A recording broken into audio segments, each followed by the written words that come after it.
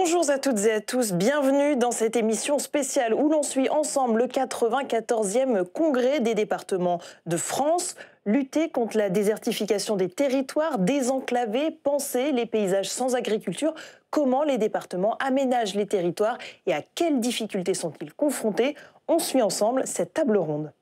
Je vous présente donc Michel Fournier, ministre délégué chargé de la ruralité, vice-président de l'intercommunalité d'Épinal, ancien président de l'association des maires ruraux. Avec nous, outre nos deux orateurs à l'instant, trois présidents de département, Nicolas Lacroix, président de la Haute-Marne et président du groupe DCI, bien sûr, Philippe Gouet, président du Loir-et-Cher, président du groupe de travail santé d'EDF, vous avez vos fans. Jean-Claude Leblois, président du département de la Haute-Vienne, président de la commission transition écologique, développement durable d'EDF. Président Lacroix, si vous voulez bien, peut-être, je vais vous dire, vous laissez en une phrase, peut-être, proposer la thématique au ministre, avec un mot d'accueil, puisque c'est votre hôte, ici, vous, les présidents de département, aménageurs du territoire. En une phrase, vous défendez un modèle de département, vous dites, qui est en danger.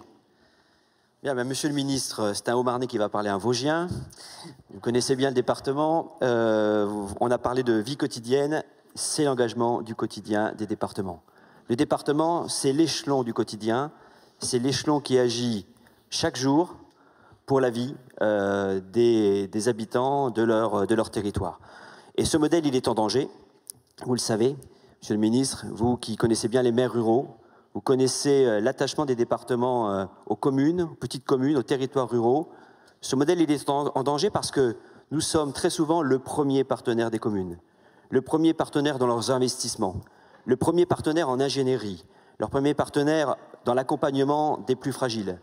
Et donc aujourd'hui, ce modèle, ça a été dit par le président François Sauvadet, il est en danger parce que les départements sont en grande difficulté. Alors, monsieur le ministre, si vous permettez, je vais leur permettre aux deux autres présidents aussi de nous dire un peu ce qu'ils voudraient débattre avec vous, et puis je vous cède la parole dans un instant. Peut-être très rapidement, président Gouet, santé et numérique, vous voulez nous dire des mots là-dessus. Vous avez participé au rapport santé et territoire remis au dernier ministre de la Santé. Les grandes lignes stratégiques de ce rapport, c'est quoi, en un mot? Bon, d'abord, c'est pas un scoop de dire que la santé et notre système de santé se dégradent en France d'année en année. Hein. L'OMS nous classe de la 5e place à la 15e place en l'espace de 5 ans. Donc il y a vraiment un grave problème et il faut qu'on puisse répondre à l'attente de nos concitoyens parce que l'accès aux soins et à la santé, à la prévention, c'est souvent la première demande de nos concitoyens et particulièrement dans nos territoires ruraux où nous connaissons des déserts médicaux. Alors effectivement, le département de France assume de proposer que le département soit l'échelon stratégique de la santé de proximité. Et nous avons, sous l'égide et l'expertise du professeur Sami Reni, hein, qui est maintenant le directeur général des hôpitaux universitaires de Strasbourg, élaboré un rapport qui s'appelle Santé et territoire, hein, que bon, je donnerai d'ailleurs, je laisserai à monsieur le ministre, que je salue et que je remercie pour sa présence et son écoute. Et ce rapport, 6 axes stratégiques, permet de proposer des solutions sur le rôle et le rôle important de l'échelon départemental sur l'accès aux soins et à la santé, avec un rapprochement entre la médecine libérale, des rapprochements également avec nos hôpitaux et tous nos services du médico-social. Donc c'est un rapport qui favorise une coordination, je dirais, de proximité à l'échelon départemental avec tous les acteurs de la santé. Et d'ailleurs, juste un mot pour mon introduction, ce sujet est quand même important puisqu'il y a 15 jours, notre président François Sauvadet a signé une convention de partenariat avec le Conseil national de l'Ordre des médecins pour une déclinaison et un partenariat entre les conseils départementaux et les conseils départementaux de l'Ordre des médecins. Alors, je fais un tour un peu des sujets, évidemment, nombreux, vie quotidienne, amélioration. On parlera numérique aussi avec M. Gouet tout à l'heure. Mais je vais venir à M. Leblois. Vous allez nous parler de l'eau tout à l'heure, mais là, au moins, sur la déprise démographique, sur cette question des centres-bourgs qui se désertifient, qu'est-ce que vous vouliez nous dire, M. le Président et au ministre? Oui, bonjour, M. le ministre.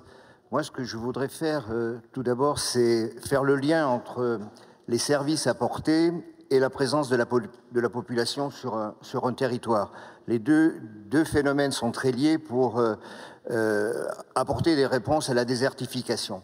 Et le département de la Haute-Vienne étant un département mi-rural, mi-urbain, comme la plupart d'entre nous, constate depuis quelques années une baisse démographique, 1% en 3 ans, sur un département de 380 000 habitants.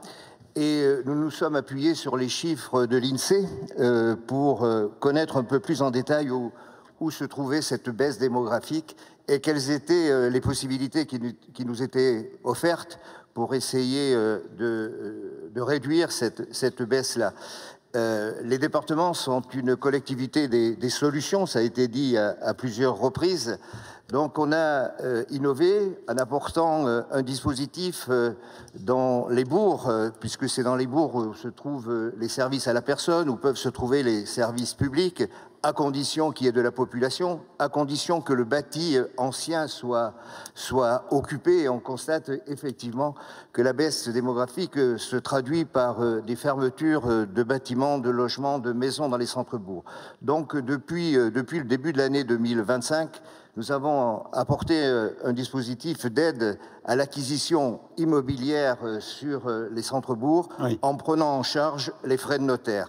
Et ce dispositif a un effet immédiat, on en reparlera après, mais on traduit en action ce que l'on peut faire à l'échelle départementale, pas seul, avec les maires qui accompagnent ce dispositif et qui sont conscients de la réalité de leur commune et des enjeux de demain. Ça a démarré en Haute-Vienne et aussi dans l'Eure-et-Loire, par exemple, avec le président Le Dorven. Alors, monsieur le ministre, vous êtes une figure du monde de la ruralité. On vous avait reçu ici, d'ailleurs, à l'époque, comme président des maires ruraux, figure de la ruralité. Vous nous avez même révélé il y a quelques jours que vous aviez été, avec vos plusieurs vies professionnelles, vous avez même été SDF pendant quelques temps, vous nous avez dit ça, vous avez été ouvrier agricole, douanier, parent éleveur, enfin bon, vous connaissez cet univers. Et s'il y a un mot que vous détestez, c'est quand on dit que la ruralité est une zone de relégation. Ça, vous détestez ça, et vous l'avez prouvé avec... Vous êtes maire, vous avez essayé de développer une Silicon Valley dans les Vosges. Alors, comment réagissez-vous à cette inquiétude de vos collègues présidents de département qui disent, attention, modèle en danger sur les sujets qu'on vient de voir là? On pourrait parler de l'eau encore aussi. Bien, tout d'abord, bonjour à toutes et bonjour à tous. Effectivement, vous venez de poser un peu ma situation personnelle. Je suis ministre depuis 1 mois. Donc, j'ai tout compris et j'ai toutes les réponses. Ah, bravo. Ah, c'est bien. Voilà, donc le débat est terminé.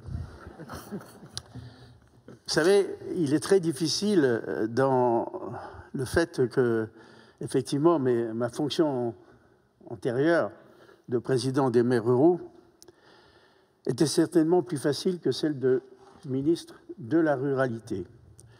D'autant plus que j'ai fait une erreur peut-être en acceptant cette fonction, c'est d'avoir accepté de la ruralité. J'aurais dû accepter des ruralités, parce que les ruralités sont complètement différentes selon les territoires. Et les approches ne peuvent pas être les mêmes. Au vu de ces cartes que vous avez montrées tout à l'heure, on voit que les choses sont complètement différentes à travers la France. Et puis surtout, les départements ont certainement des obligations aussi différentes. On ne peut pas dire qu'il y a un département, il y a des départements et avec des situations qui sont complètement diverses. Alors, pour essayer de répondre aux différentes questions posées, et notamment il y a 2 ans, 3 ans, nous avons fait un congrès en disant que le département et la commune et le département, c'était la proximité. C'est toujours vrai. La première proximité, si c'est la commune, ça a été démontré, mais la deuxième proximité, c'est le département. Donc, effectivement, nos concitoyens savent et connaissent, peut-être pas toujours correctement d'ailleurs, mais connaissent quand même l'importance du département et surtout l'importance de ses actions. Il y a une chose qui m'a quand même surpris dans les projections, c'est au niveau de l'insertion et du RSA. C'est quand même assez bizarre, puisqu'il y a 50% dans le sondage qui disent qu'effectivement, c'est du ressort du département. Et pourtant, ça occupe, si j'ai bien entendu le président Sauvadet, ça occupe 70% de votre budget. C'est ce qui a été souligné. Il y a la perception des Français, et puis il y a les chiffres du budget officiel. Il y a la réalité. Ça veut dire que les départements restent quand même, au départ, leur première réponse, c'est le social, sous toutes ses formes. 120%.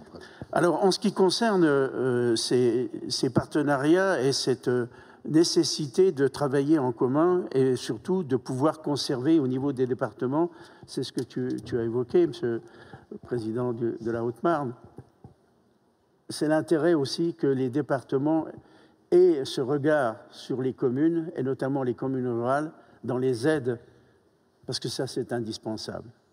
Il est vrai qu'aujourd'hui, même si on sait que l'effort a baissé depuis quelques années, dans presque tous les départements, par obligation,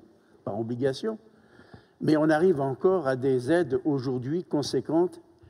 Et si les communes, quelle que soit leur taille, d'ailleurs, s'il n'y avait pas ces aides du département, eh bien, beaucoup de projets ne pourraient pas être réalisés. Mais si je me place en tant que ministre, je dois dire aussi que l'État, au travers de la DETR, par exemple, aide aussi les investissements d'une façon forte et conséquente.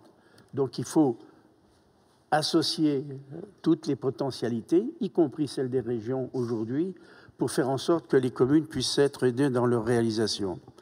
En ce qui concerne la santé, ça c'est un réel problème. Effectivement, c'est un réel problème.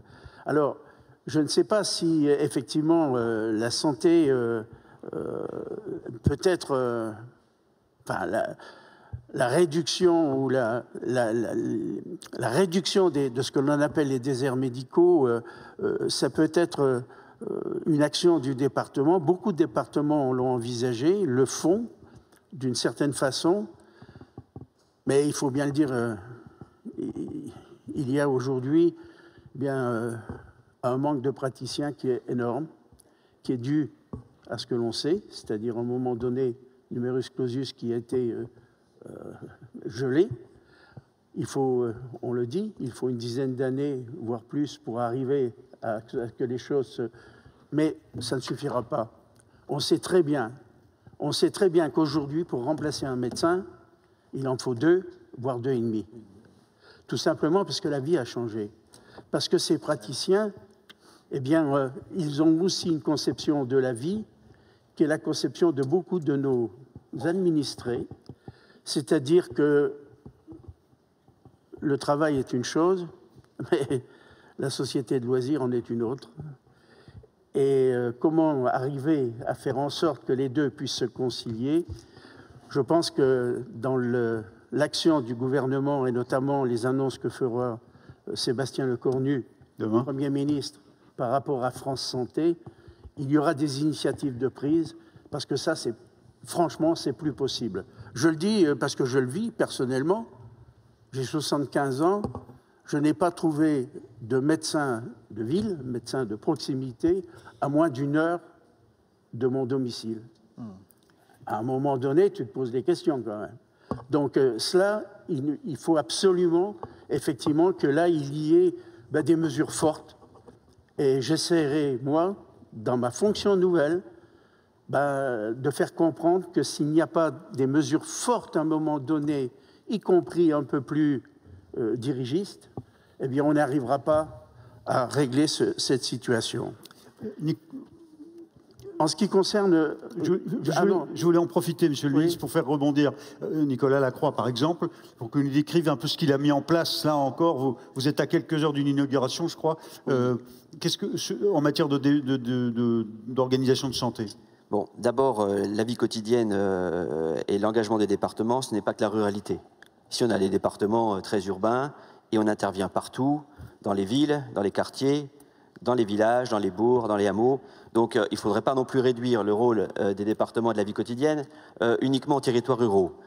Vous avez raison, Monsieur le Ministre, il y a des ruralités, et moi je fais partie de ceux qui expliquent que la ruralité c'est une chance pour la France. D'ailleurs, vous le savez, j'ai écrit un livre qui s'appelle « Et si les bouseux avaient des idées ?» parce que je voulais montrer que dans les territoires, ce sont souvent des territoires d'innovation et des territoires qui prennent souvent bien en amont les difficultés. Sur la question de santé, ça a été évoqué. Alors, régulièrement, on entend que toutes les collectivités veulent mener des politiques autour de la santé.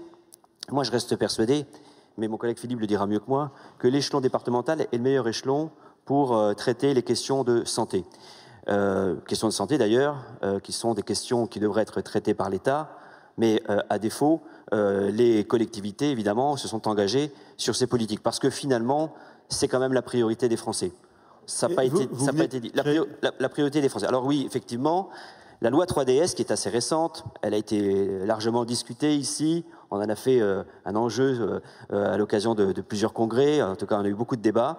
La loi 3DS permet d'investir, les collectivités peuvent aujourd'hui investir dans des projets hospitaliers. Dans mon département, je l'ai déjà évoqué l'an dernier, dans quelques jours, nous poserons la première pierre de 3 équipements, 3 hôpitaux. C'est un investissement de 140 millions et le bloc des collectivités, la région, le département, les communes vont investir à hauteur de 70 millions. Alors, évidemment, on aurait préféré mettre ces investissements ailleurs, sur des équipements qui sont les nôtres, des collèges, des routes, de l'aide aux communes, mais on n'avait pas le choix dans notre territoire. Et si nous n'avions pas été sur ces questions, puisqu'on parle de qualité de vie, la qualité de vie, c'est d'abord être pris en charge, être bien soigné. Quand on parle du vieillissement de la population, il faut aussi plus d'accompagnement. Donc tout ça est lié. Et oui, les départements, ça a été dit par notre collègue Christophe Ramon ce matin, vont souvent bien au-delà de leurs compétences parce qu'ils vont aussi vers les priorités. Et les priorités, aujourd'hui, on le sait, c'est avant tout la santé des habitants de nos départements. Et je voulais vous amener à être concret, mais vous avez créé un centre départemental de santé, et c'est l'inauguration dont vous parliez, et une offre de cabinet médico-mobile. Je vais passer à votre collègue Gouet, Philippe Gouet, si vous voulez bien. On a parlé santé, c'est vous qui êtes venu sur ce terrain avec votre rapport. Parlez-nous maintenant, si vous voulez bien, de numérique, s'il vous plaît. Oui, je vais me permettre de prendre une seconde. Non, je vous en prie, vraiment, on est très en retard ce matin, donc il faut vraiment qu'on respecte le déroulé de notre... Pas de problème, pas de problème. Merci, alors, Monsieur le Président. Effectivement, l'attractivité de nos territoires est également liée à la qualité de nos infrastructures de communication. Et les départements s'engagent dans le déploiement de la fibre pour le haut débit, s'engagent également dans les réseaux GSM pour les antennes relais. Et de toute façon, c'est incontournable, parce qu'avec la disparition du cuivre, nous sommes dans l'obligation d'être aménageurs de notre territoire sur la fibre. C'est un élément extrêmement important. Il y a une attente forte de nos concitoyens et l'ensemble des départements investissent considérablement dans ces sujets. Alors j'espère qu'on pourra continuer à investir, parce que vu l'asphyxie qui nous est annoncée au niveau des finances... Mais vous avez été loin, à Blois Alors à Blois, nous avons créé une cité du numérique, oui effectivement, qui est un espace hybride de 2000 m², qui est vraiment... la finalité, c'est former, informer, expérimenter dans le domaine du numérique. On a créé une école de codage qui accompagne une vingtaine d'apprenants. Au bout de 18 mois, ils ont un diplôme, ils sont codeurs. On a également des ateliers pour former les gens qui sont en difficulté sur l'électronisme, ou qui ont difficulté à remplir des formulaires, parce que maintenant toutes les démarches se font sur le web, bien entendu. Et puis nous accueillons les gardiens du numérique, qui est un espace qui permet à nos jeunes d'être sensibilisés sur le cyberharcèlement, les fake news. Ah oui. Voilà, donc c'est un sujet... Et une école aussi, de collage. Voilà. Alors je reviens à vous, Président Leblois, mais vous connaissez ces sujets de numérique assez bien. Vous l'avez créé là-bas vous-même, un univers numérique à Wavre. Oui, je voudrais quand même si on est en retard, revenir sur quand même 2 points. C'est vous le patron, Monsieur le Ministre. Oui, merci. Ça ne va pas durer. La santé... La sécurité, la première insécurité pour nos administrés, c'est la santé. Ça, c'est clair. Je voudrais revenir aussi par rapport à ce que vous avez souligné sur les services.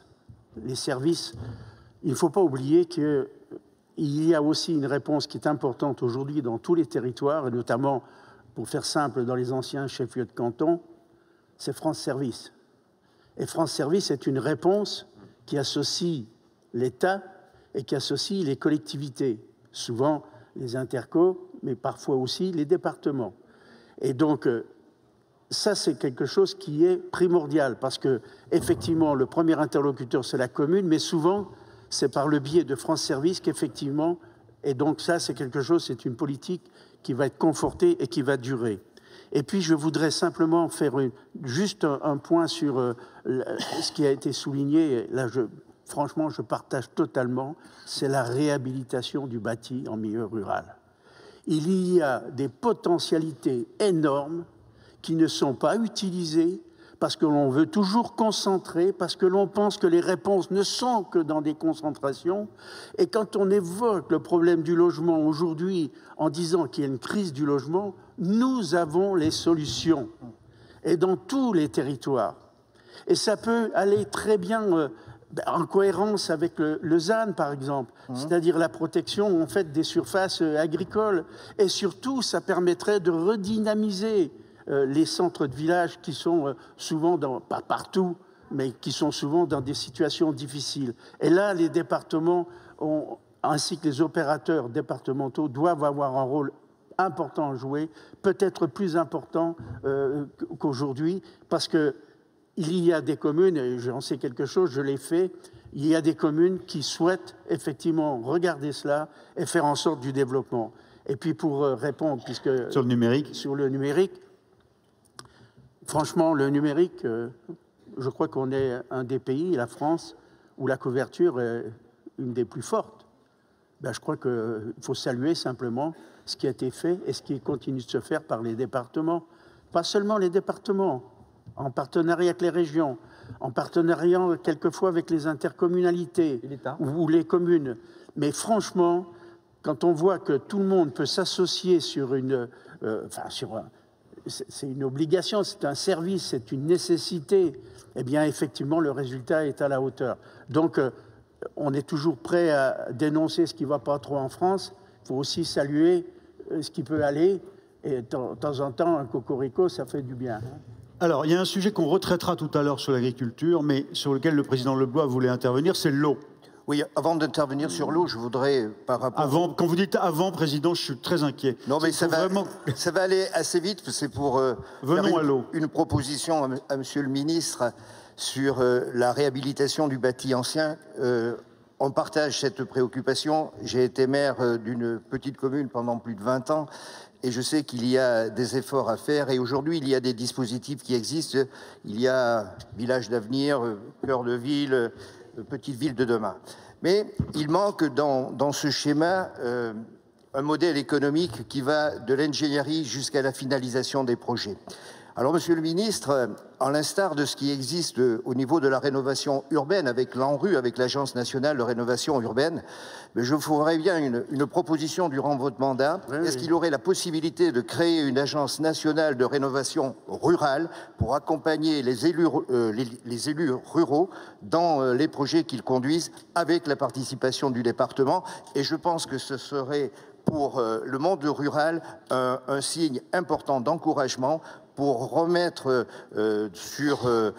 en vie les logements qui sont abandonnés et qui nous permettraient d'abord de maintenir le patrimoine bâti de nos anciens et surtout de lutter efficacement contre l'artificialisation des sols sans être soumis à des contraintes, mais plutôt à des politiques volontaristes. Voilà, monsieur le ministre, la proposition que je vous fais. Très bien, très bien. Et je peux vous dire que je soutiendrai et je ferai en sorte que cette agence que l'on souhaite, parce qu'on va dire que l'on souhaite, parce que c'est une nécessité, quand on sait que le logement aussi va faire partie de la réflexion sur la décentralisation.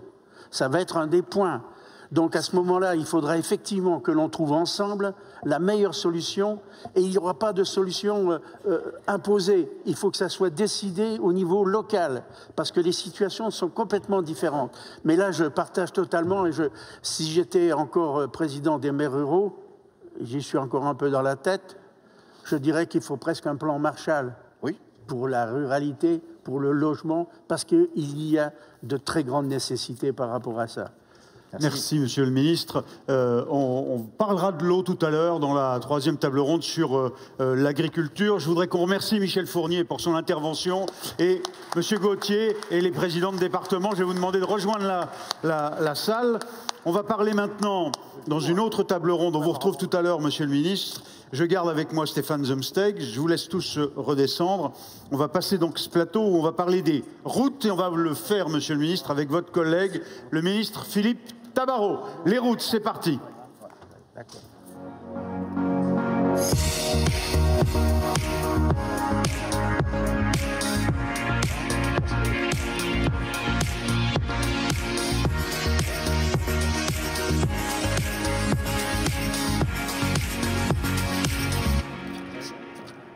Prenez place. Monsieur Tabarot, le ministre, est-il là avec nous? Je le cherche. Il arrive, il arrive, il arrive. Alors avec nous, Philippe Tabarot, je vous en prie.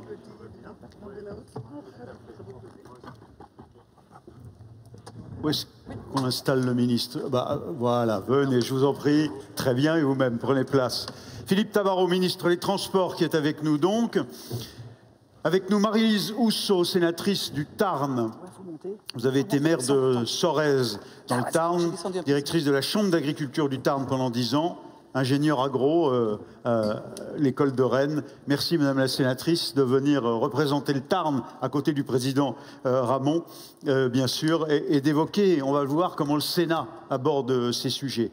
Les présidents de département qui sont ici, Nadège Lefebvre, présidente de l'Oise, présidente de la commission transport, mobilité, infrastructure d'EDF, Marie-Agnès Petit, présidente de la Haute-Loire, présidente de la commission développement, solidarité territoriale et du SDIS de Haute-Loire, et Christophe Ramon, bien sûr, on est chez vous, président du Tarn, et Germinal Perrault, que j'ai salué, président de la Dordogne, vice-président de la commission transport, mobilité, infrastructure. Alors on va commencer, Madame Lefebvre, le mot d'introduction, vous avez le ministre à côté de vous.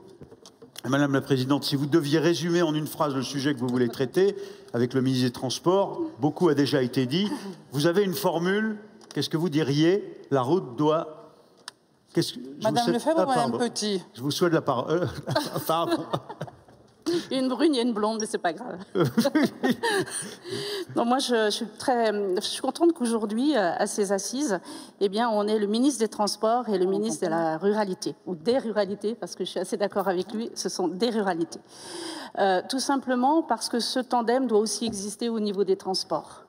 Et on en parlera tout à l'heure, parce qu'il y a les communes qui n'ont aujourd'hui plus de train, même pas un quart, ou un quart le matin, un quart le soir pour rentrer. Et puis le reste du temps, eh bien, on reste toute la journée à la ville parce qu'on n'a pas de moyens de locomotion. Donc si on n'a pas de voiture, ça devient compliqué.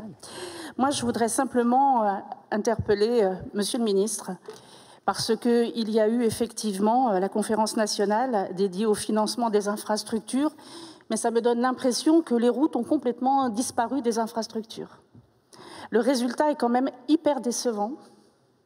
Parce que, François l'a dit tout à l'heure dans son intervention, 380 000 kilomètres de routes départementales, 12 000 kilomètres de routes nationales et environ 700 000 kilomètres de routes communales.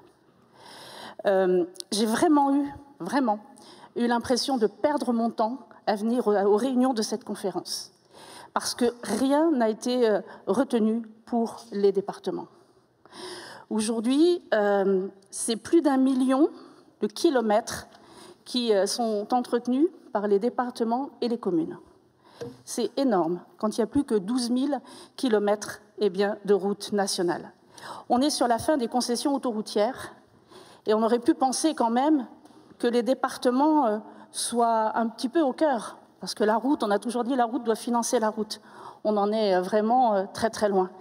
Quand je vois aujourd'hui, alors il ne s'agit pas de monter les collectivités les unes contre les autres, mais quand on voit aujourd'hui que les immatriculations, qui représentent à peu près 2,2 milliards, vont aux régions et pas aux départements, c'est inconcevable. Finalement, eh bien, le contribuable que nous sommes tous, par les 38 milliards que rapporte la route, grâce aux conducteurs, à nous tous, eh bien, il n'y a quasiment rien qui revient au département. Et ça devient très compliqué pour nous. Et je pense que vous me laisserez parler des ponts tout à l'heure. Merci. Voilà, merci pour cette introduction qui pose le sujet, le cadre. Bon, vous le saviez depuis le début que les choses sont dites clairement. On fait un petit tour de table. Je commence par vous, Président, on est chez vous. Hein, Président Ramon, pour un département comme le vôtre, le Tarn, les enjeux aujourd'hui en matière d'infrastructures routières, c'est quoi? Les enjeux, ils sont nombreux. On a besoin encore de continuer à désenclaver notre beau département du Tarn. C'est pour ça qu'on se bat pour une autoroute. J'ai parlé tout à l'heure aussi de l'axe Albi-Castres. C'est très intéressant pour nous d'aller un petit peu plus loin sur nos routes départementales et d'arriver comme ça à imaginer un triangle Toulouse-Albi, Castres-Mazamet pour irriguer l'économie tarnaise. Mais au-delà de ça, il faut qu'on continue d'avoir des moyens pour s'ouvrir vers l'Hérault parce que l'autoroute, elle va arriver à Castres-Mazamet et l'ambition du département, c'est de veiller à ce qu'on ait une continuité. C'est pour ça que dès aujourd'hui, on finance un créneau de dépassement supplémentaire en allant vers l'Hérault, d'où la nécessité là aussi, comme tu l'as très bien dit, que l'on ait des moyens financiers nous permettant d'assumer nos compétences et aussi la capacité à mener à bien nos grands projets, parce qu'on le voit, c'est la difficulté aujourd'hui, Germinal y reviendra, mais on est dans une insécurité judiciaire qui est inacceptable. Oui, vous m'avez dit en préparant, il y a la dimension financière, le ministre va répondre, mais il y a aussi ce sujet de l'instabilité, de l'insécurité juridique. Le président Perron en dira un mot dans un instant. Merci. Madame Petit, je reviens à vous, la Haute-Loire. Vous aussi, les enjeux, parce que vous, c'est un peu ici le cas aussi d'ailleurs, hein, mais c'est rural, urbain et montagnard aussi. Oui, vous avez raison, c'est rural, c'est urbain, c'est montagnard, mais en même temps, depuis ce matin, nous avons bien entendu dans quelle espèce d'ambiance nous sommes. D'ailleurs, le président Sauvadet l'a clairement exprimé, on n'en peut plus, on se sent abandonné, rien ne bouge, y compris sur les routes, mesdames, messieurs. Parce que la route, et le président du Tarn l'a exprimé dans son propos liminaire, la voiture n'est pas un luxe. La route, c'est ce service public essentiel, elle reste incontournable, elle permet à l'infirmière d'aller voir ses papiers et ses mamies, elle permet aux enfants d'aller à l'école. C'est du développement économique, c'est du développement touristique, c'est du développement social. Et en même temps, les besoins sont nombreux sur ces routes, y compris dans ces territoires ruraux, ou plutôt ces territoires de montagne. L'exemple de la Haute-Loire, dont vous parliez tout à l'heure. 80% de nos routes départementales sont à plus de 800 mètres d'altitude. Ça implique d'avoir des équipements spécifiques, la fraiseuse, la saleuse, etc., d'avoir des agents en nombre, qui sont ces patrouilleurs qui, à 2 heures du matin, vont vérifier s'il y a la burle, s'il y a du verglas ou s'il y a des congères.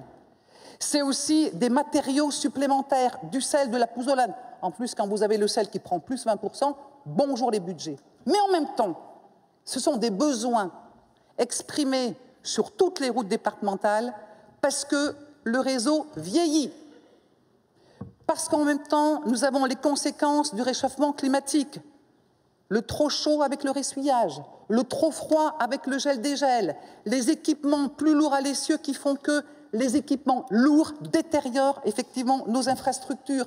C'est la modernisation dont a parlé tout à l'heure Christophe Ramon d'ailleurs avec l'A69 ou encore les grandes infrastructures qui sont nécessaires parce que les désenclavements, c'est l'accès à nos pistes cyclables, à nos aires de covoiturage.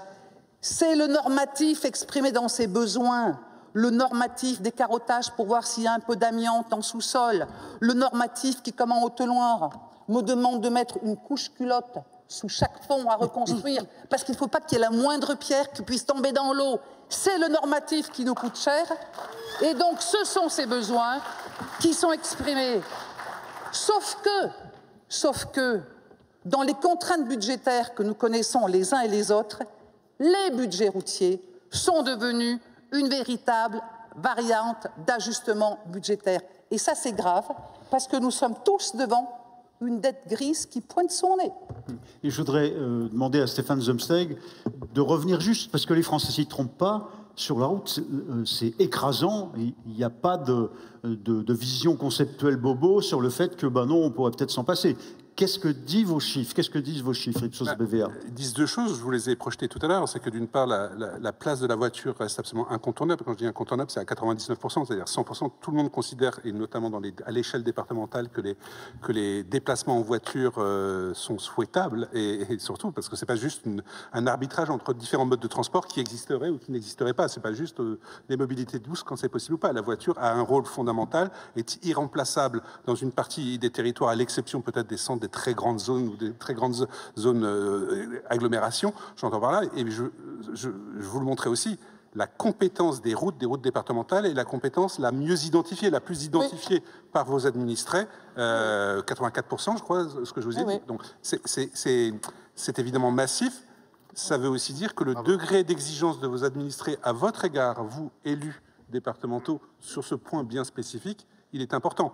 Attention au retour de bâton, quelque part, un jour, ce ne serait pas de votre fait, parce que vous pointez des difficultés normatives ou des difficultés financières, j'ai bien conscience, mais de plus en plus, ce qu'on voit aussi quand on sonde les administrés, pas forcément les électeurs, mais les citoyens, c'est que leur degré d'exigence à l'égard de l'État, mais aussi des collectivités locales, est de plus en plus important. Donc, c'est formidable qu'ils aient identifié le fait massivement que c'est vous qui vous occupiez du réseau départemental, c'est formidable parce qu'ils en ont besoin, mais leur degré d'exigence reste très fort et vos difficultés financières ne seraient pas une excuse à leurs yeux. Voilà, c'est une réponse à la question, évidemment, faussement, naïvement, que posait tout à l'heure François Sauvadet en disant « Bon, ben, on coupe où ?» Vous voyez la réponse des Français, sur les routes, c'est pas question, mais c'est pas plus question pour les jeunes, c'est pas plus question pour la santé. Madame Lefebvre, je vous laisse finir juste, Madame, oui, et le président Perrault sur l'insécurité juridique. Décidément, je me trompe à chaque fois avec mes excuses. C'est la pression ce matin, du temps notamment. Madame Petit, oui, vous vouliez conclure peut-être d'un mot où je passe la parole au président Perrault sur l'insécurité juridique, parce qu'il faut qu'on revienne. Vous nous avez présenté l'an dernier, Président Perrault, l'affaire de Benac. Où est-ce que vous en êtes cette année? Et rappelez-nous, Benac, ce projet formidable qui a été combattu et qui vous coûte si cher, du coup. Permettez-moi de revenir sur ce que vous avez dit il y a un instant. Vous dites qu'il n'y a pas de vision conceptuelle bobo qui mette en cause la route. Eh bien là, vous vous trompez. Non, mais dans la tête des Français, vous voyez le résumé. Dans la tête des Français, non, mais dans la tête de beaucoup. Il y a une vraie vision conceptuelle d'une partie de la population que l'on peut appeler écolo-radicale ou décroissante, je ne sais pas comment il faut l'appeler, mais qui se situe dans la période d'après la route et qui nous explique sans arrêt qu'il n'y a pas besoin de faire des travaux sur les routes. Et on les retrouve partout, dans tous les projets qui sont attaqués, que ce soit pour le pont de Fleurville entre l'Ain et la Saône-et-Loire, que ce soit dans le Loiret, dans l'Aveyron, en Provence, dans l'Hérault, ici entre Castres et Toulouse, et chez moi en Dordogne. Si vous me permettez une minute, qu'est-ce que c'est l'histoire de Benac? Benac, c'est un très beau village, c'est un des plus beaux villages de France, c'est un des plus beaux sites de France, qui est traversé tous les jours par plusieurs milliers de véhicules, de voitures, et par des centaines de camions. Depuis 40 ans, les présidents qui m'ont précédé ont construit un projet de contournement du village qui fait 3 km. Hein. C'est pas quelque chose d'immense, et c'est pas au cœur de l'Amazonie, c'est dans une zone où il y a une voie ferrée qui a fait la même chose il y a 150 ans sur la ligne Bordeaux-Aurillac, et donc on a copié le tracé de la voie ferrée pour faire un contournement. Et là-dessus, pour trois raisons. Des questions de sécurité. C'est l'État qui a classé les falaises de Benac en zone rouge. C'est des questions de fluidité de la circulation, mais c'est aussi des questions environnementales de protection du village. Là-dessus, on a obtenu toutes les autorisations. Une DUP, confirmée par le Conseil d'État. On a obtenu tous les avis favorables de la Commission nationale de protection de la nature, des commissaires enquêteurs, du préfet. On a même un courrier du Premier ministre Édouard Philippe qui nous dit « Allez-y, vous pouvez faire vos travaux ». On commence nos travaux 11 mois après que les opposants aient été déboutés 10 fois en référé par le tribunal administratif. Le Conseil d'État, sur un rapport de 4 pages, dit « Il n'y a pas d'intérêt public majeur ». On ne peut pas déroger à la protection des habitats des espèces protégées. Et là, les bras nous tombent, les piles de ponts sont au milieu de la rivière, ça fait 7 ans que ça dure, les tabliers des ponts qu'on a achetés sont entreposés à Périgueux, on est prêt à terminer, mais non seulement on nous a arrêtés, mais on nous a condamnés à démolir. Et comme on démolissait pas assez vite, on nous a mis 1 900 000 d'astreintes en 2 fois. Et la première fois, on a pris 900 000 € d'astreinte qui ont été donnés à qui? Non pas à l'État, comme c'est d'habitude. Bon, ça a été donné aux opposants. Donc aujourd'hui, Ben oui, c'est ça la vérité. Aujourd'hui, la population de la Dordogne, elle est excédée, elle ne croit plus en rien, elle ne croit plus en la justice, elle ne croit plus en la République, et elle se dit, on n'a aucune chance de se sortir d'un imbroglio pareil. Ce que nous vivons, je vous le dis, dans une demi-douzaine de départements en France, les gens vivent la même chose. Et ici, dans le Tarn, je suis venu avec François Sauvadet, avec le président l'Aveyron, avec le président du Tarn-et-Garonne. Je suis venu défendre le projet de la 89. C'était hallucinant. 52 km de chantier, 42 ouvrages d'art réalisés, 300 millions de travaux engagés, et on vient vous dire au bout de 2 ans, il faut les arrêter, il faut tout remettre en état. C'est un scandale d'État. On n'est pas dans un état de droit, on est dans l'état des coups tordus. Alors, ça y est, Monsieur le Ministre, vous avez l'essentiel des enjeux, vous les connaissiez, mais voilà, oui. Ils vous ont été rappelés en toute franchise par les présidents de département. Les finances, la route doit payer la route, l'insécurité juridique, votre projet de loi cadre tout de même. Alors, je vous en prie, Philippe Tabarot, vos réponses à ce cadre qui a été posé. Je serai tout aussi franc qu'eux, parce que pour la plupart d'entre eux, je les connais bien et ils savent que ce sont des combats que je partage avec eux. Je tenais à le signaler.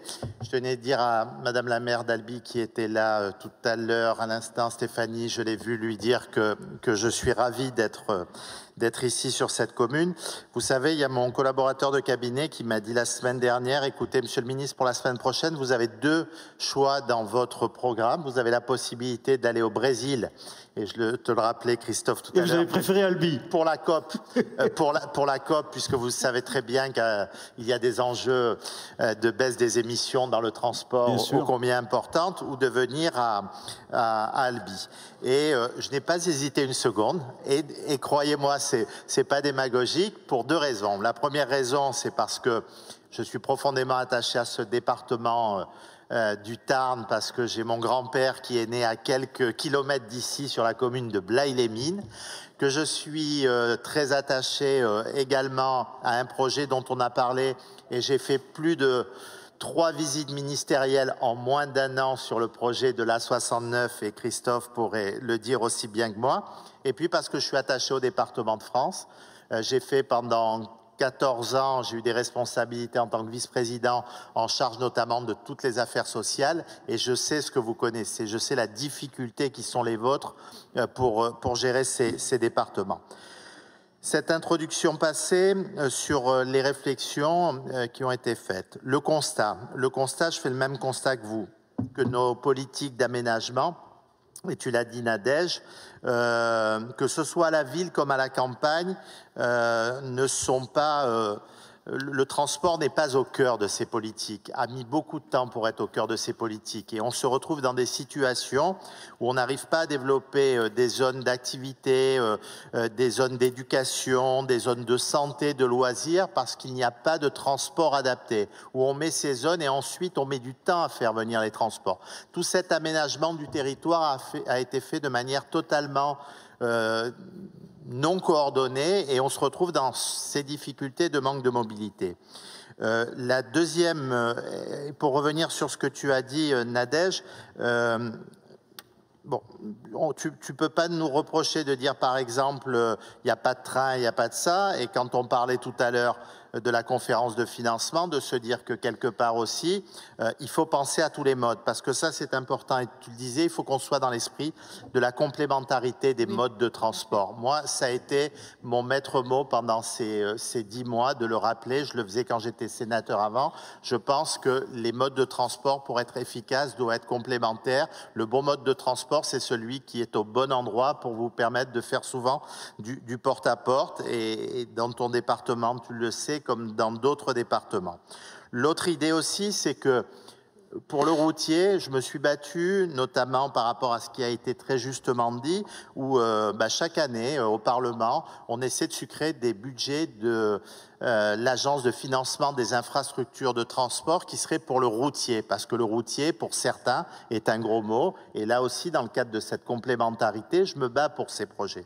Donc Nadège, quand tu dis que la conférence de financement que j'ai souhaitée, qui a permis quand même à des experts du monde de transport d'échanger pendant près de 4 mois sur tous ces sujets, où il y a eu un atelier sur les routes, t'a ennuyé ou tu as perdu ton temps. Je trouve que les choses et les termes sont peut-être, à mon sens, excessifs, que les conclusions, mais qui étaient des préconisations, n'aient pas été à la hauteur de ce que tu attendais. Et pourtant, c'est un ancien président de département et celui qui a présidé aux destinées de votre association pendant 6 ans, Dominique Bussereau, qui a beaucoup travaillé sur ces sujets.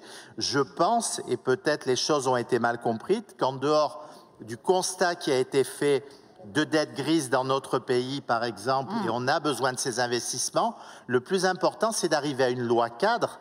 Il n'y a plus de loi cadre dans ce pays sur les transports depuis un certain nombre d'années. J'ai pu obtenir cette loi cadre pour que, comme vous l'avez justement dit, demain, la manne financière des autoroutes qui partait directement soit aux actionnaires des autoroutes, soit à Bercy, puisse revenir dans les infrastructures de transport. Les infrastructures de transport, c'est notamment le ferroviaire dont tu parlais, les petites lignes de desserte fine du territoire, et c'est également les routes nationales et les routes départementales. Donc ça, je tiens à le dire, à le préciser, et peut-être que toutes les conclusions n'ont pas été prises en compte telles qu'elles ont été définies. Et l'idée aussi, moi demain, je n'ai aucun tabou sur la question du financement des routes départementales. Vous savez qu'en dehors de cette loi cadre sur les transports, peut-être que le Premier ministre demain annoncera un certain nombre de choses sur un acte de décentralisation. Ces deux choses sont deux lois, je dirais, miroirs, qui pourront permettre d'agir de manière concomitante. Et bien sûr qu'on a conscience que les départements ont besoin de ressources pour traiter ces 380 000 kilomètres de liaison vitale, comme vous l'exprimez parfaitement.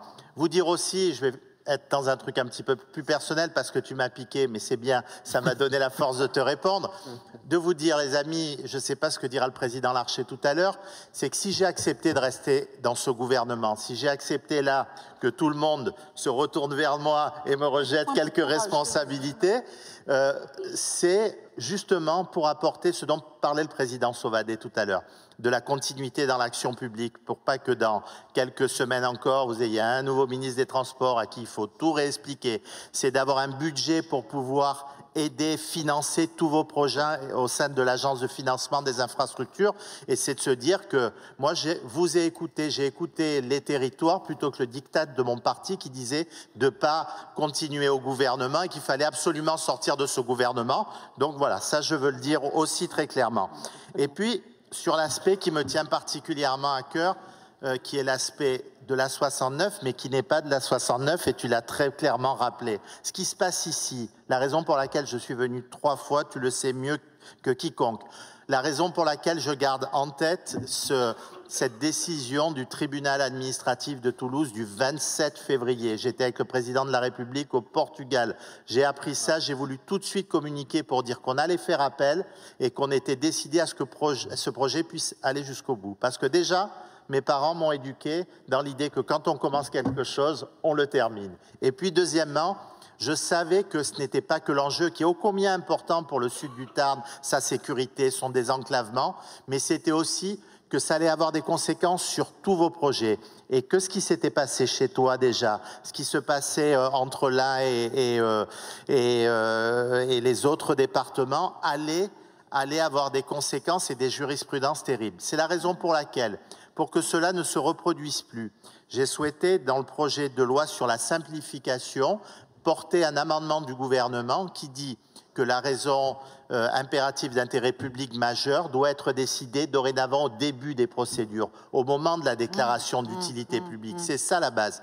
Quand vous avez une déclaration d'utilité publique, ça veut dire que certains considèrent que vous avez tellement, le projet est tellement d'utilité publique que vous pouvez décider du jour au lendemain de dire à quelqu'un, vous n'êtes plus chez vous aujourd'hui, vous êtes chez l'État, on doit porter un projet. Quoi de plus fort que ça?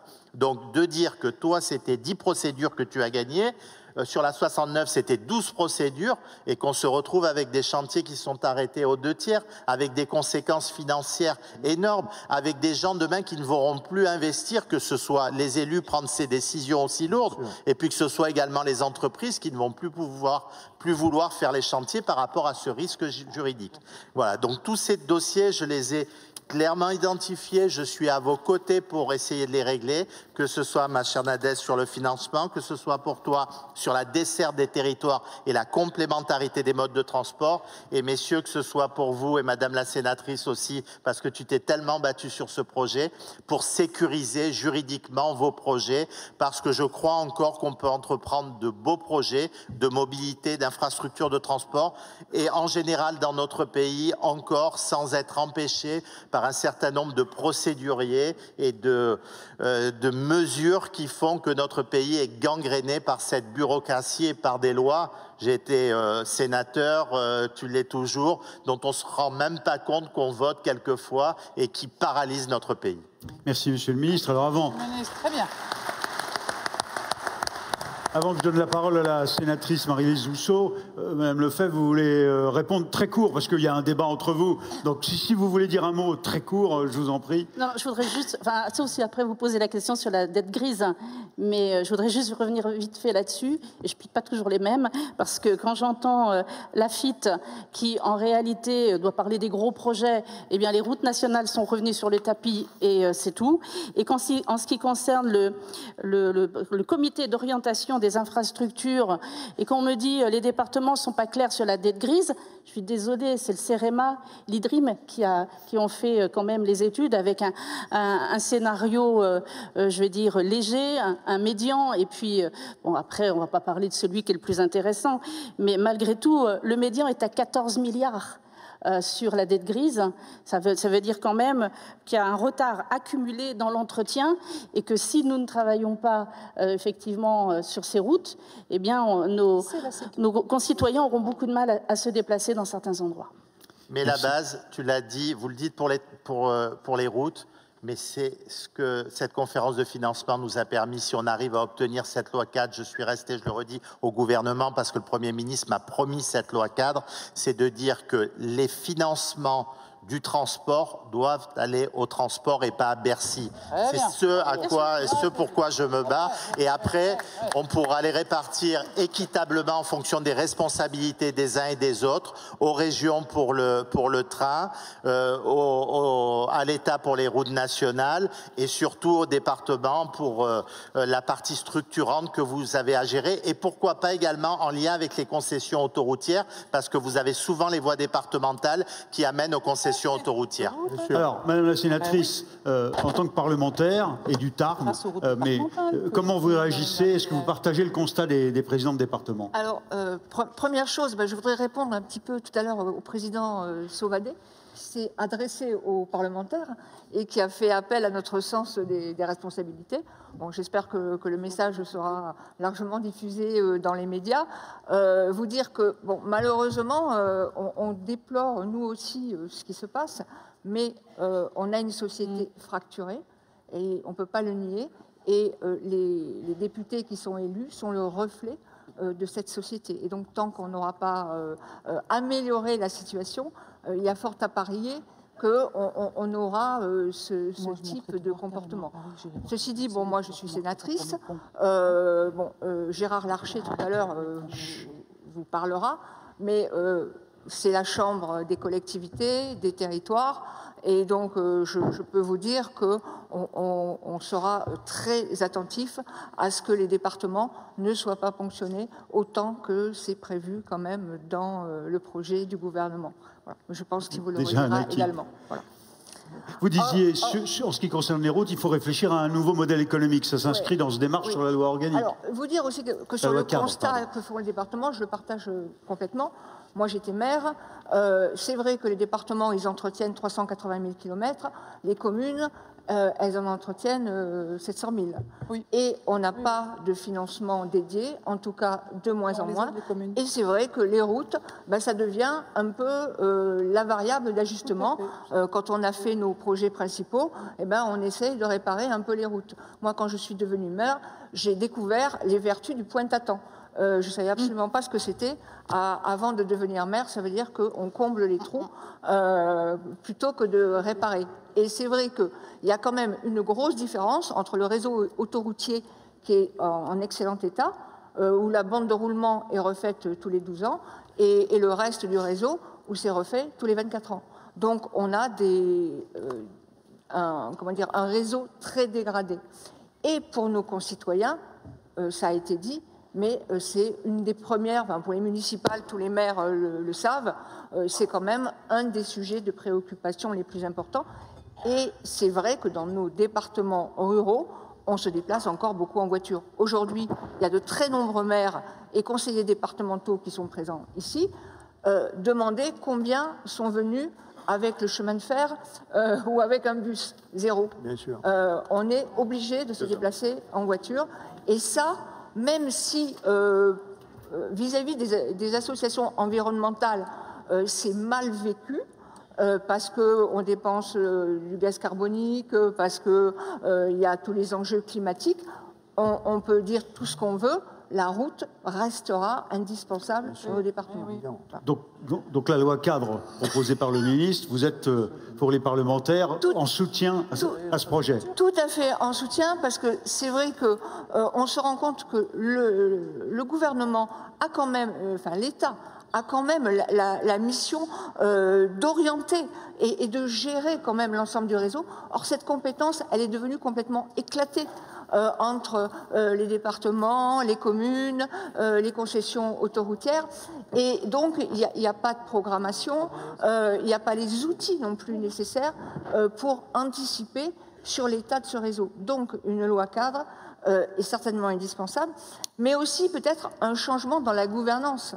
Parce qu'on ne peut plus raisonner voirie comme on raisonnait il y a 30 ans.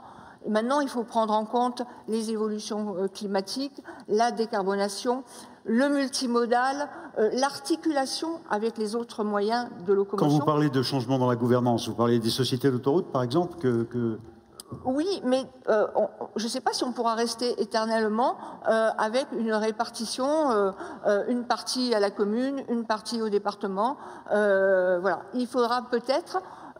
Autre grand débat que vous ouvrez là, Monsieur le ministre, vous voyez, vous avez un soutien parlementaire supplémentaire. Déjà, une phrase de conclusion de cette table ronde.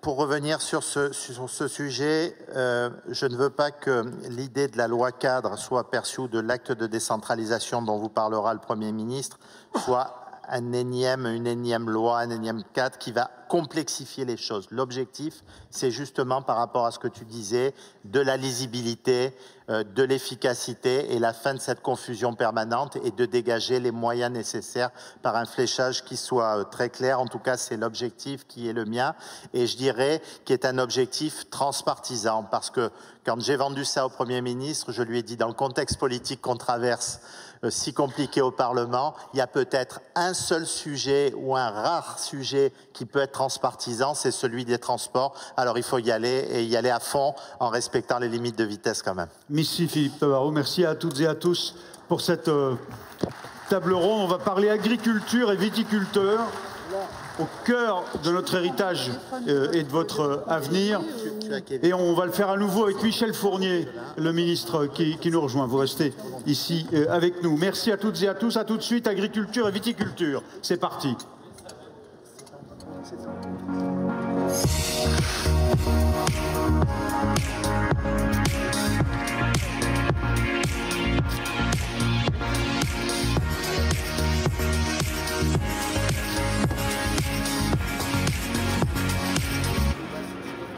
Alors, je ne vous chasse pas, mais tout de même, je vous en prie, merci. À tout à l'heure. On vous retrouve, Président Perrot, pour le prix de l'innovation dans quelques instants. Prenez place. Donc, Monsieur Fournier, Monsieur le Ministre, vous retrouvez votre place ici. On est vraiment heureux de vous avoir avec nous. Vous êtes bien installés. Je vous en prie, prenez place. Venez ici, peut-être. Voilà. Non, vous êtes plus là. Eh bien, alors, je vous en prie. Pas de souci. Parfait. Je vous présente les orateurs de cette nouvelle table ronde sur l'agriculture et la viticulture.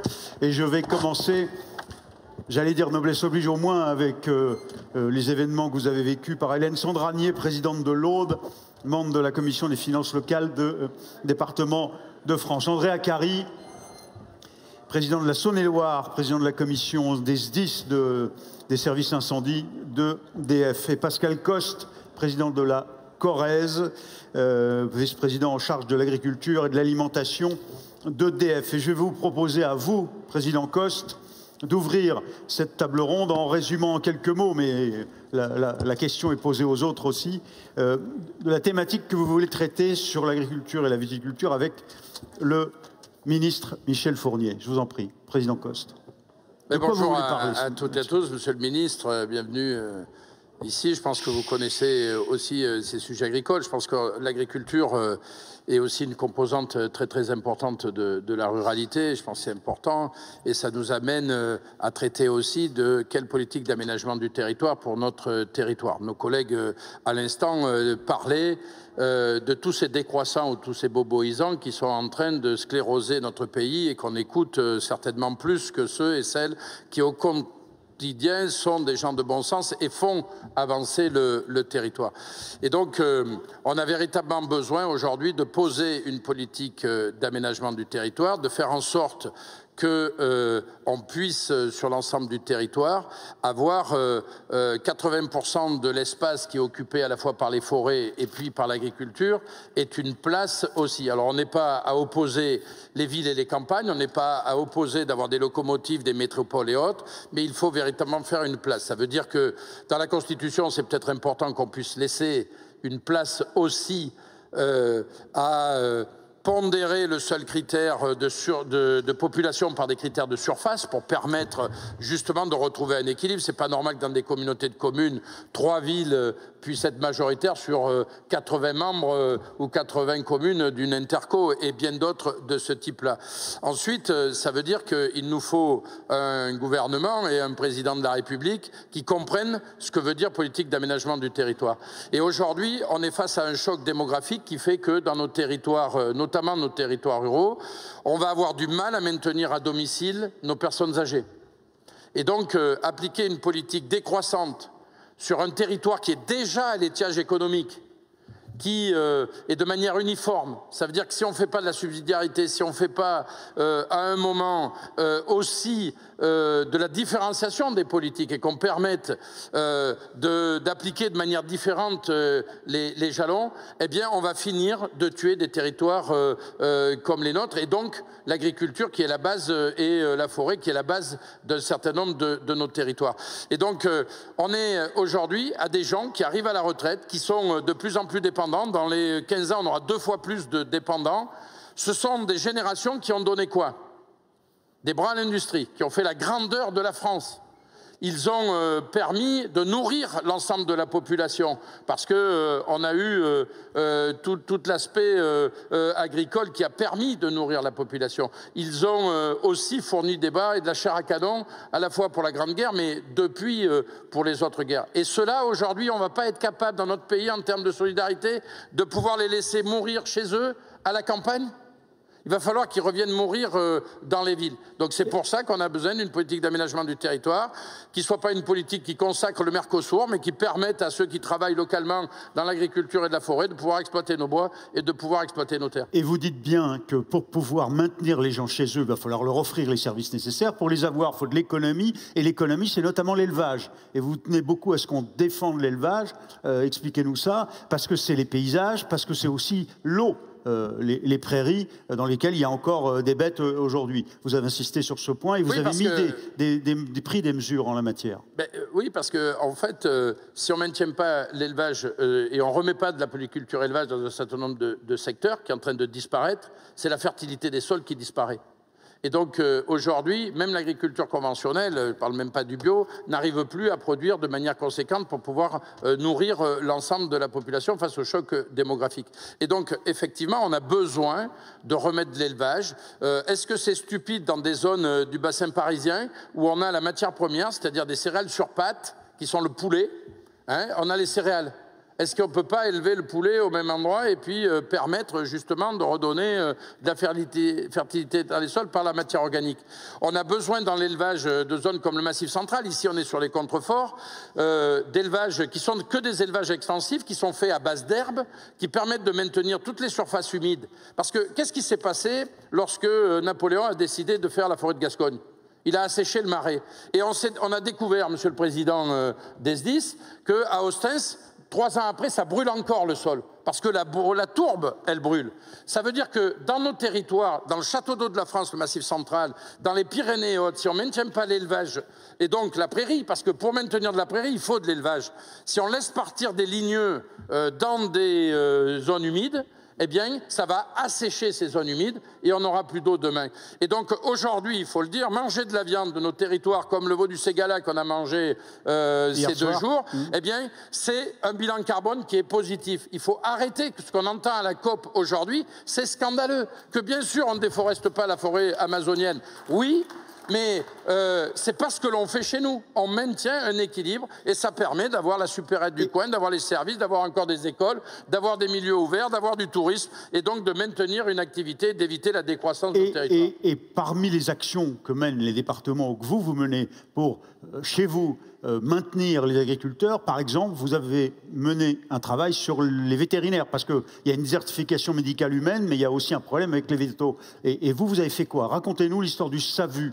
Oui, c'est-à-dire qu'on a fait 2 choses. Sur l'eau, c'est de permettre d'avoir des mesures d'abreuvement qui permettent de capter... On parlera de l'eau dans un instant. Un certain nombre de choses. Mais sur les vétérinaires, oui, nous avons créé, nous sommes le seul SAVU en France, qui est le SAMU pour les vétérinaires. Des vétérinaires. Ça évite qu'aujourd'hui, 90% des vétérinaires, 90% des gardes de 20 h jusqu'à 8 h du matin ne soient plus effectués par des vétos en direct, mais par le service de garde que l'on a créé et la régulation en fait, par des vétérinaires, comme le SAMU, et donc de caractériser l'urgence et donc d'envoyer que des vétérinaires quand il y a besoin. Et ça, aujourd'hui, on fait partie des départements où on avait 50% des vétérinaires à renouveler dans les 5 dernières années. On les a tous renouvelés. On est même sur une croissance. Là où en France, on est sur une baisse du nombre de vétérinaires, on est sur un département rural comme le nôtre, à une augmentation du nombre de vétérinaires.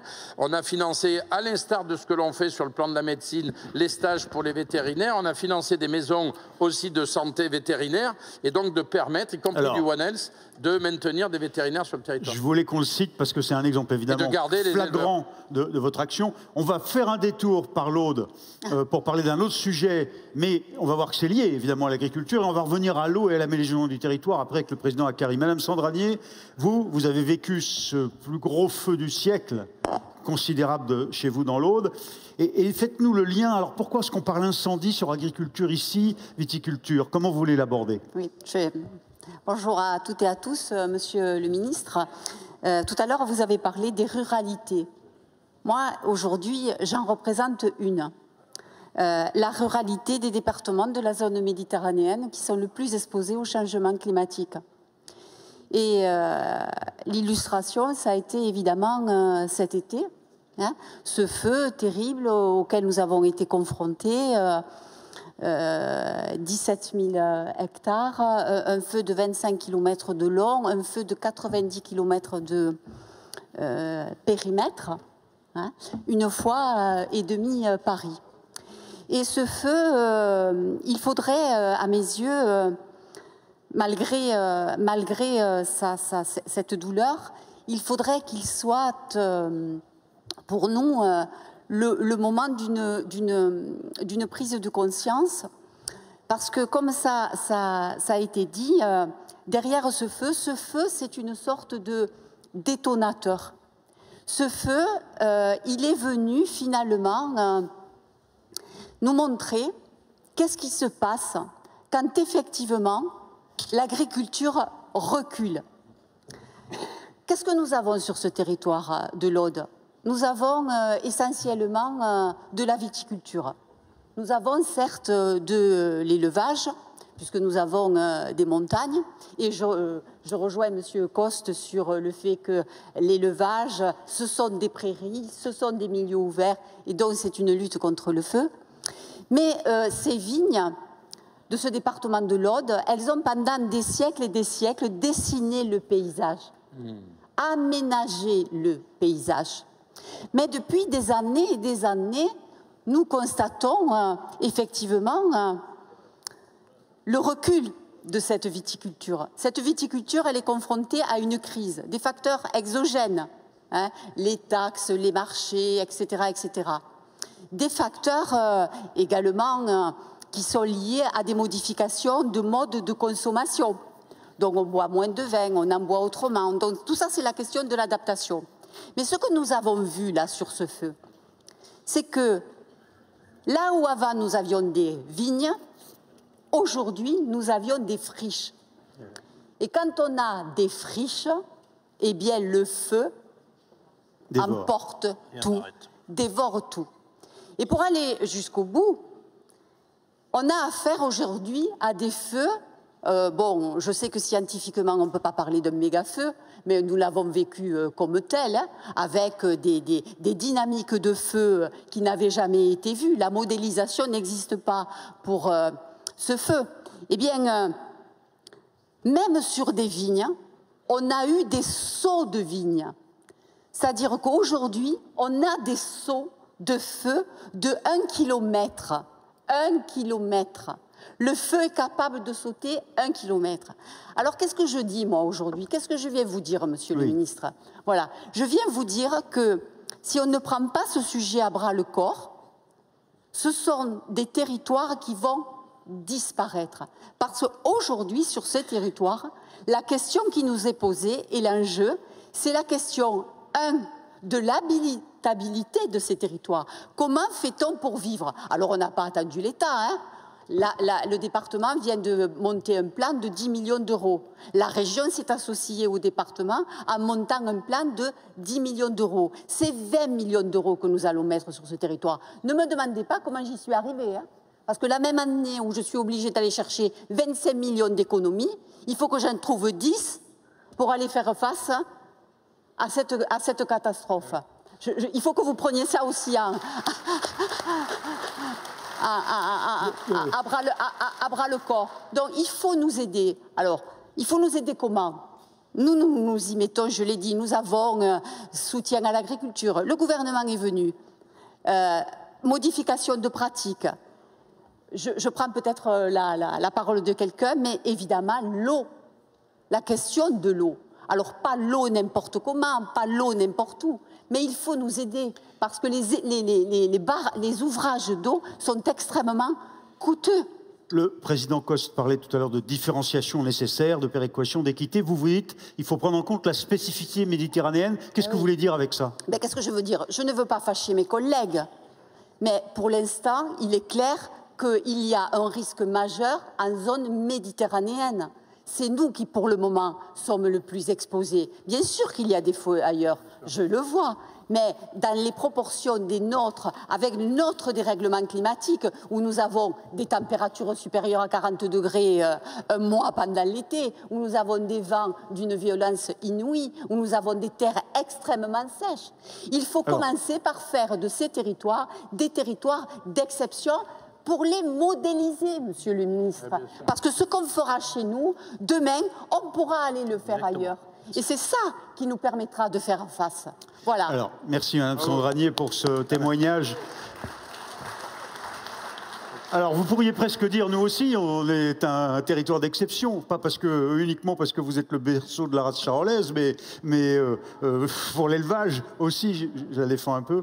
Mais alors, en quoi l'agriculture, vous qui êtes à la fois sur les questions d'incendie, un des spécialistes pour DF, évidemment, mais aussi pour l'agriculture, en quoi est-ce que l'agriculture aujourd'hui peut être revitalisée ou soutenue, en quoi c'est le rôle des départements?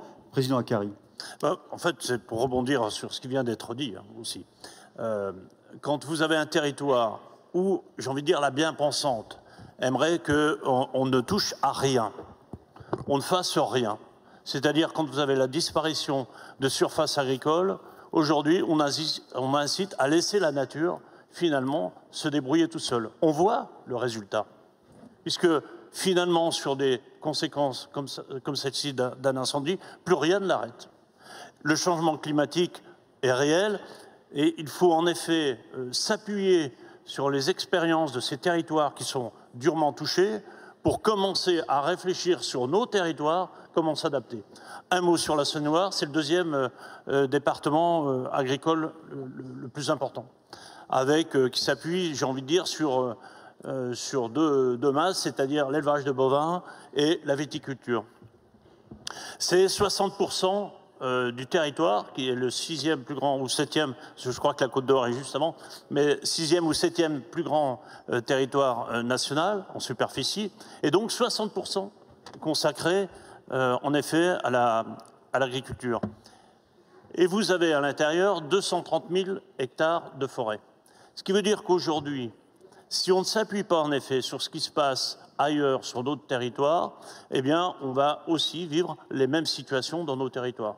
Donc il faut y être attentif, s'y préparer, et on le voit bien, puisque même si je suis sur une région plus à l'est, nos forêts ont changé. Ça veut dire qu'il faut les entretenir. Ça veut dire qu'il faut aussi que nos terres agricoles, eh bien, on le voit bien dans le remplacement de nos agriculteurs, qui est un enjeu majeur pour plus tard. Eh bien, il faut qu'on réfléchisse en effet à continuer en effet à entretenir. Et c'est pour ça qu'il faut soutenir pleinement l'agriculture pour qu'on continue à avoir des agriculteurs qui entretiennent. Comment vous pouvez faire? Donnez-nous des exemples, par exemple sur l'eau, sur les haies. Comment vous pouvez faire pour les aider avant que je repasse la parole au ministre? De plusieurs façons. Tout d'abord, en soutenant en effet l'installation et le remplacement des agriculteurs, hein, c'est-à-dire l'installation des jeunes, ça c'est évident, avec un travail, en effet, un vrai travail de réflexion sur la replantation de certaines à certains endroits, sur le travail au niveau des forêts à faire et l'entretien des forêts, et travailler en effet sur des points d'eau, des réserves d'eau, eh bien, installés partout dans le territoire. On le fait de plusieurs façons. Vous avez en effet soit la création de lieux, c'est-à-dire en creusant en effet voilà, des surfaces pour que l'eau puisse être stockée, mais c'est aussi, par exemple, le département soutient les récupérateurs d'eau chez l'ensemble de nos agriculteurs, ce qui fait des réserves d'eau extrêmement importantes qui sont cartographiées sur notre département et ce qui permet aux pompiers, en effet, partout où c'est nécessaire, de pouvoir puiser dans les réserves. En fait, il y a un travail de fond, d'aménagement du territoire. Mais on a en face de nous des gens aussi, des associations qui nous empêchent de travailler d'une manière pragmatique sur les territoires. Et le résultat, eh bien, lorsqu'on ne fait rien, on le voit et on a des surfaces... C'est les friches dont parlait Mme Sandragné. Madame Sandragné, un mot court avant que je fasse la parole au ministre. Oui, un petit mot, parce que ce que je voudrais dire aussi, c'est qu'il faut changer notre vision et notre conception de ce que sont ces agriculteurs et ces viticulteurs. Ce sont d'abord des protecteurs de l'environnement. Et c'est important parce que quand je pense à la vigne notamment, hein, il faut que justement l'État vienne nous soutenir dans cette vision de ces territoires qui sont un plus et pas une charge. Je pense aux viticulteurs, je pense au paiement pour services environnementaux, mais c'est essentiel. Et c'est ce doublon qu'il faut pouvoir construire sur les territoires pour que le rôle de ces agriculteurs non pas change, mais soit gratifié à la hauteur de ce qu'ils font. Président Akari. Juste un mot aussi, justement, sur aujourd'hui les conditions dans lesquelles eh bien, nos professionnels travaillent sur le territoire. Quand un élu se fait verbaliser, condamné, parce que tout simplement il a fait nettoyer un fossé, parce qu'autrefois on le nettoyait ce fossé, pour éviter tout simplement des inondations un peu plus loin. Quand on va pénaliser très fortement un agriculteur parce qu'il aura déplacé eh bien, le travail fait par un castor, tout simplement pour éviter des inondations. Mais tout simplement, c'est un travail de bon sens. Ça arrive, ça. Mais ça arrive, on l'a vécu en Saône-et-Loire. Mais je veux dire, on fait tout, vraiment tout, pour finalement que lorsqu'il y a, on va dire, un bouleversement climatique, eh bien, les conséquences soient graves. Alors, Monsieur le ministre, vous êtes ministre des Ruralités, pas de l'Agriculture, mais vous parlez un peu en nom de Madame Genevard ici, ce matin, et vous avez accepté de revenir dans cette table ronde, donc on peut saluer déjà le geste, mais qu'est-ce que vous inspirent les propos et les souhaits des présidents de conseils départementaux qui se sont exprimés? Alors, tout d'abord, je partage pratiquement totalement ce que vous avez souligné. Pourquoi ? Parce qu'aujourd'hui, on ne parle plus forcément, ou on a oublié que l'aménagement du territoire, c'était quelque chose d'important. Et ce que vous avez souligné, notamment, je salue d'ailleurs la présence de Françoise Gatel qui vient d'arriver, on l'a évoqué encore hier matin, c'est qu'à un moment donné, on a déséquilibré complètement les regards en voulant jouer la carte métropole uniquement. La métropole doit exister, elle a tout son intérêt, mais ça ne peut pas être au détriment d'eux. Ce qui fait qu'aujourd'hui, dans toutes les dotations, on ne tient compte que du nombre d'habitants et on ne tient pas compte des surfaces. Et quand on aura intégré, et ça fait des années que je me bats là-dessus et j'essaierai de faire avancer les choses dans ce gouvernement, quand on ne tient pas compte de cette notion de surface, eh bien on se rend compte tout de suite des déséquilibres que ça peut provoquer. C'est aussi simple que ça. Parce que vous l'avez dit, madame, vous l'avez dit l'un et l'autre d'ailleurs, les ressources que nous apportons, ce sont l'eau, c'est la forêt, puis le carbone, c'est l'alimentation, c'est la terre. Et là, on l'apporte à tous, urbains comme ruraux. Et pourtant, cette reconnaissance-là n'existe pas. La valorisation qu'elle apporte, je n'oublie pas les potentialités des énergies renouvelables qui ne peuvent pas être ailleurs visiblement que chez nous, dans les territoires ruraux. Donc tout cela, ça mérite d'avoir un regard nouveau. Et il faut qu'on arrive à revenir à des choses essentielles, c'est cette histoire d'aménagement, et que cet aménagement, encore une fois, elle puisse se décliner différemment.